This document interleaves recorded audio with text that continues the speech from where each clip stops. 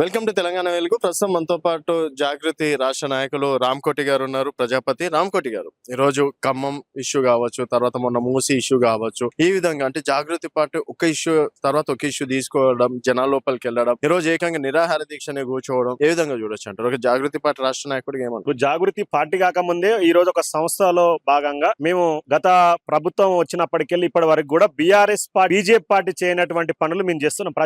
ప్రజల తరపున పోరాటం చేస్తున్నాం. మేము ఏం చెప్తున్నామంటే తెలంగాణ జాగృతి అంటేనే ప్రజాపక్షం. ప్రతిపక్షాలు ఫెయిల్ అయినాయి కాబట్టి తెలంగాణ జాగృతి అధ్యక్షురాలని ప్రజలు కోరుకుంటున్నారు. అదే విధంగా ఇప్పుడు గతంలో మీరు తెలిసినట్టయితే ఇప్పుడు మూసి సుందరీకరణ అనే పేరుతోటి హైడ్రా అనేది తెచ్చేసి పేద ప్రజలు నడ్డి విరిచినట్టు రేవంత్ రెడ్డి ఇప్పుడు ఏం చెప్తున్నాం, అయ్యా మీరు రేవంత్ రెడ్డి గారు మీరు మూసి సుందరీకరణ చేయాలంటే పేద ప్రజలు నడ్డి విరవలసిన అవసరం లేదు. ఇప్పుడు గతంలో మూసి పక్కన ఉంటున్నట్టు ప్రభుత్వ జాగలు అలా అప్పటికెళ్ళి దాదాపు 50-60 ఏళ్లకెళ్ళి అక్కడే వాళ్ళకు చాలా మెమోరీస్ ఉన్నాయి, స్వీట్ మెమోరీస్ ఉన్నాయి, అక్కడ తీపి కబుర్లు ఉన్నాయి, చుట్టాలు పక్కల అన్నదమ్ముల చుట్టూ ఉన్నటువంటి ఏరియాతో సంబంధాలు ఉన్న వాళ్ళని అక్కడికి వెళ్ళి తీసేసి ఎక్కడ పోమంటే ఎట్ట పోతారు రేవంత్ రెడ్డి గారు. మేము ఒకటే చెప్తున్నాం సూటిగా, వాళ్ళకి ఇళ్ల ట్యాక్సీలు ఉన్నాయి, ఆధార్ కార్డులు ఉన్నాయి, రేషన్ కార్డులు ఉన్నాయి, అన్ని ఉన్నా కూడా మీరు అక్కడ వెళ్ళి కూలగొట్టిన హైడ్రా అనే పేరుతోటి. సరే, మీరు కూలగొట్టిన సందర్భం ఒకటే డిమాండ్ చేస్తున్నాం, రాబోయే రోజులలో మీకు గుణపాఠం తప్పదు. ఏదైతే పేద ప్రజలు కేసీఆర్ గారిని ఓడగొట్టి నేను గెలిపించారు కదా, ఇప్పుడు అదే పేద ప్రజలతోటి మీకు రాబోయే రోజుల్లో ఓటమి తప్పదు సందర్భంగా తెలియజేసుకుంటాం. ఇంకోటి రెండోది, వెలుగుమట్లకు అక్కడ ఉన్నటువంటి వెలుగుమట్లలో దాదాపు 70 ఎకరాల భూదాన్ ల్యాండ్ అని చెప్పేసి అన్ని మీడియాలో కోడే కూస్తున్నారు, అన్ని రాజకీయ పార్టీలు చెప్తారు.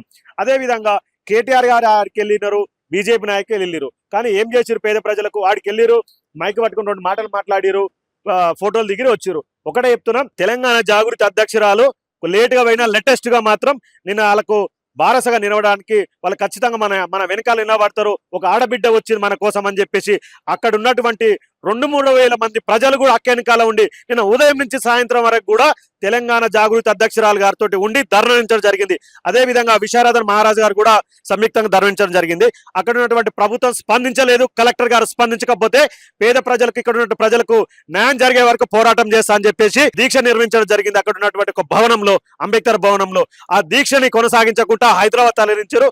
అయినా కూడా ఈ రోజు కంటిన్యూషన్ దీక్ష కవితక్క గారితో పాటు మీ తెలంగాణ జాగృతి కార్యకర్తల అందరం కూడా ఆ యొక్క పేద ప్రజలకు న్యాయం జరగాలని చెప్పేసి దీక్ష కంటిన్యూ అవుతున్నది. పేద ప్రజలకు న్యాయం జరిగేంత వరకు కూడా మేము దీక్షలో పాల్గొంటూనే ఉన్నాం. పేదవాడికి ఒక న్యాయం, పెద్దవాళ్ళకి ఒక న్యాయం అని చెప్పి రేవంత్ రెడ్డి, మీరు పేదవాళ్ళకైతేనేమో నోటీసులు ఇవ్వకుండా మీరు కూలగొడుతున్నారు. ఇమ్మీడియట్లీ వర్కింగ్ డేస్ లో కూడా మీరు పెద్దవాళ్ళకైతేనేమో మీరు ఒక విధంగా న్యాయం వేస్తారు. కాబట్టి మీరు పేదవాళ్ళ తరపున ఉన్నారా, పెద్దవాళ్ళ తరపున ఉన్నారా, మీరు ఇమ్మీడియట్లీ చెప్పాలా రేవంత్ రెడ్డి అని చెప్పి తెలియజేస్తున్నాం. అయితే ఇప్పుడు హైడ్రా అనేది ఎవరికి చుట్టం కాదు, అందరికి. ఇప్పుడు అక్కడ కూడా ప్రభుత్వ భూమి కాబట్టి ఈ విధంగా యాక్షన్ తీసుకున్నారు. ఇక్కడ కూడా మూసి సుందరీకరణ భాగంగానే ఇక్కడ ఈ విధంగా చూస్తున్నాం అని చెప్పేసి అంటున్నారు. సో నిన్న రేవంత్ రెడ్డి గారు కూడా ఏమన్నారు, మధుపార్ కావచ్చు, ఏదైనా సరే చట్టం తన పని తను చేసుకోబోతుందని. ఎందుకు కావాలని రేవంత్ రెడ్డి పైన బురద జల్లే ప్రయత్నం చేస్తున్నాం? చట్టం పని తని పని చేసుకోపోవడానికి మేము కాదనట్లేం, కానీ పేద ప్రజల మీద బుల్డోజర్ ఆగొద్దు అంటున్నాం. పేద ప్రజల మీద బుల్డోజర్ ఆగదు. పెద్దవాళ్ళు కూడా చాలా మంది అంతే. ఎందుకు ఎగ్జాంపుల్ తీసుకుంటే కొండలరెడ్డి కూడా ఇప్పుడు FTL BPL ల్యాండ్ లో ఉన్న అతని ఇల్లు ఉందని చెప్పారు. పేద ప్రజలు ఇంకా పెద్దవాళ్ళకి చాలా ఉన్నాయని చెప్పారు, విల్లాస్ ఉన్నాయని చెప్పారు, కానీ వాటి మీద మటం బుల్డోజర్ ఆగట్లేదు. పేద ప్రజల గృహం ఎక్కడైతే కనిపిస్తుందో అక్కడ వచ్చి బుల్డోజర్ ఆగుతున్నది. 5,000 కోట్లు పెట్టి గాంధీ విగ్రహం కట్టాలని చెప్పేసి అక్కడ ఉన్నటువంటి దాదాపు ఒక 100 సంవత్సరాలకి నివాసం ఉంటున్నటువంటి ప్రజలను తీసేస్తున్నారు. అదే విధంగా వెలుగుమట్ల ప్రజలను కూడా అదే విధంగా అన్యాయం చేస్తున్నారు. మాకు రేవంత్ రెడ్డి మీద ఎలాంటి కోపం లేదు, కానీ ఒకటే చెప్తున్నాం, పేద ప్రజల మీద బుల్డోజర్ ఆగిందంటే మాత్రం ఖచ్చితంగా బుల్డోజర్లు కూడా నీ తెలంగాణ ప్రజాభవన్ మీదకి వస్తాయి, నీ ఇంటి మీదకి వస్తాయి. తెలంగాణ ప్రజలు మీరు ఇట్లా కోపం వచ్చిందనుకో, రాబోయే రోజులలో మీరు ముఖ్యమంత్రి కాదు, కనీసం వార్డు మెంబర్ కూడా పనికి రాకుండా పోతారని చెప్పేసి తెలంగాణ జాగృతికి డిమాండ్ చేస్తున్నాం. అంటే ఏం మీ తదుపరి లక్ష్యం ఏంటి? పార్టీ వస్తే ఏ విధంగా ఉండబోవచ్చు అంటారు? పార్టీ వెట్టుడు ఖాయం. రాబోయే రోజులలో తెలంగాణ జాగృతి అనే సంస్థ ఒక పార్టీగా వ్యవహరిస్తుంది. తెలంగాణ జాగృతికి వెళ్ళి మేము రాబోయే తెలంగాణ రాష్ట్రంలో అన్ని జిల్లాలలో అన్ని నియోజకవర్గాల పోటీకి సిద్ధంగా ఉన్న తెలంగాణ జాగృతి. మా తెలంగాణ జాగృతి వచ్చిన తర్వాత పాలన ఇలా ఉన్నది. పాలన బ్రహ్మాండవంతంగా, ప్రజలకు విలాసమైన పాలనగా, ప్రజలకు అందుబాటులో ఉన్న సామాజిక తెలంగాణ సాధించడం లక్ష్యంగా కవితక్క ఈరోజు పాలన కొనసాగిస్తున్నారు. కాబట్టి మేము ఏం చెప్తున్నాం, సామాజిక తెలంగాణలో అన్ని సామాజిక వర్గాలు, అన్ని కులాలు, మతాలు అందరికీ లాభం చేకూర్చే విధంగా గత ప్రభుత్వం కంటే భిన్నంగా పనిచేయడానికి తెలంగాణ జాగృతి అధ్యక్షురాలు పనిచేస్తున్నారు. మీ టార్గెట్ రేవంత్ రెడ్డి, ఇక్కడ కేటీఆర్, హరీష్ రావు?